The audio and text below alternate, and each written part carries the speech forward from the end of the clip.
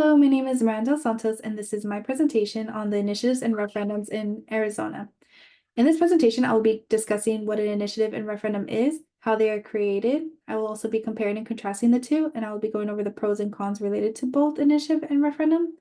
And I will be discussing how they support the idea of direct democracy in the Arizona Constitution.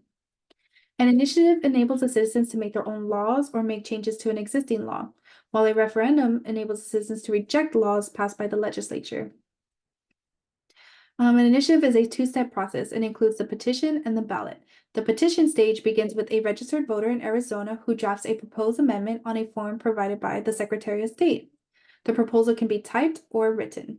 Once it is drafted and filed with the Secretary of State, the initiator will need to receive at least 15% of voter signatures. This equates to at least 230,000 signatures. Once the Secretary of State determines there are enough valid signatures, the proposed amendment goes to the voters on the ballot for the next general election. It appears as a numbered proposition, and voters can either vote yes or no. If majorities of voters vote yes, then it becomes a part of the Constitution. One thing I would like to mention is there are two forms of initiatives, and they are the constitutional initiative, which relates to citizens making changes to the state's constitution, or the statutory initiative, which allows citizens to propose, write, and enact everyday laws of the state. Both go through a similar process, but the statutory initiative only needs 10% of voter signatures. Next, I'm going to discuss the creation of the referendum. The process for creating a referendum is similar to an initiative, but with a referendum, it can be created by either a citizen or a legislator. There are three types of referendums, and they are the constitutional referendum, the statutory referendum by legislative referral, and the statutory referendum by voter petition. The first constitutional referendum is the most commonly used method in Arizona. This only requires a majority vote from the House and the Senate. Next, we have the statutory referendum by the legislative referral. This is very similar to the constitutional referendum, but it relates to the state laws. Once the legislature passes a bill, it can be sent to either the governor, which is the typical way to do it, or to the voters. Next, we have the statutory referendum by citizen petition. Now, this one is the last procedure that takes place, and it allows voters to interject themselves, meaning they can attempt to veto a bill that has already been passed. If voters choose this route, then they would need to obtain at least 5% of votes casted for the governor in the most recent election. Now, if voters on the next ballot vote yes for the referendum, then it fails. Now, if they vote no, then the referendum has succeeded and the law is vetoed by the voters. Next, I'm going to compare and contrast an initiative versus a referendum.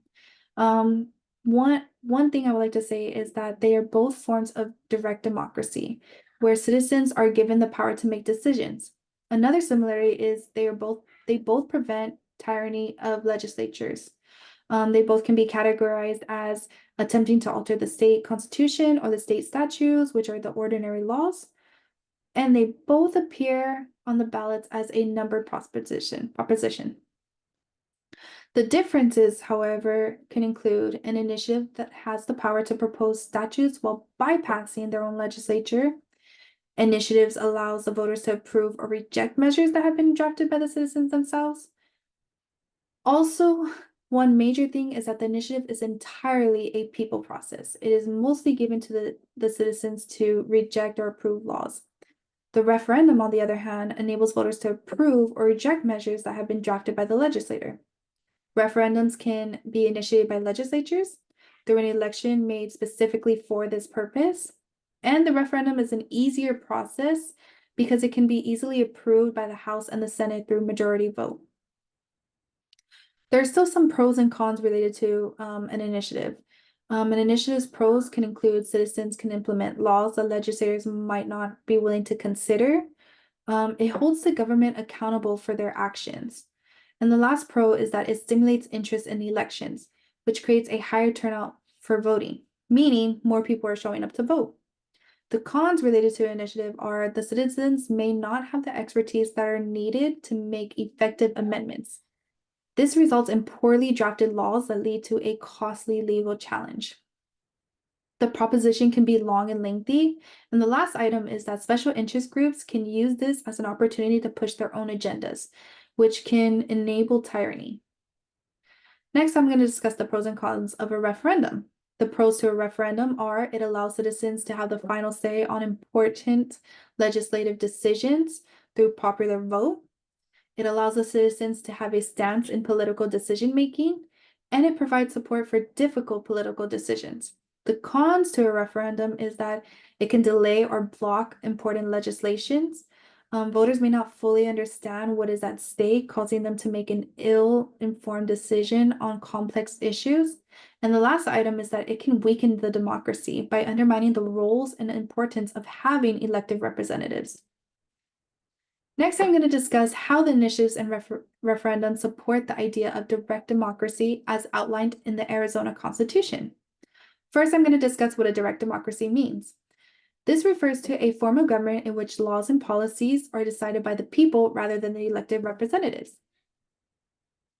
The initiatives and referendums support this idea by providing a realistic way of the government reforming itself, while providing a voice to the people. It provides the citizens with a way to counter the cozy relationships that some of the wealthy special interest groups have with government officials. Also, the government is more attentive to the concerns of the people. It prompts the legislators to address issues that they would otherwise ignore. Powerless groups have the option to take their case to the people. An example of this occurred when the Constitution was first created. Women were not given the right to vote. Women protested that they wanted to vote. They went out and campaigned for it. They needed the support of the men to enable this. So it was actually put on the ballot for 1912, which was the first ever election that Arizona had. And men actually voted for women to have rights to vote. So for the following elections, women were allowed to vote because of this reason. In addition, it provides an average voter with a straightforward comprehension of ballot issues. In previous elections, voters tend to avoid complex ballot measures. It causes them to resist the high-profile campaigns because they tend to not really understand what it's asking or trying to propose, I guess I would say. So having someone like a regular citizen simplify that, it makes it easier for them to vote on it. Overall, the initiatives and referendums allows the citizens of Arizona the opportunity to propose and improve laws and amendments. This gives them a direct role in the legislative process. Overall, I want to say thank you for watching my video. I hope I provided you with enough context to understand the initiatives and referendums in Arizona. Thank you for watching.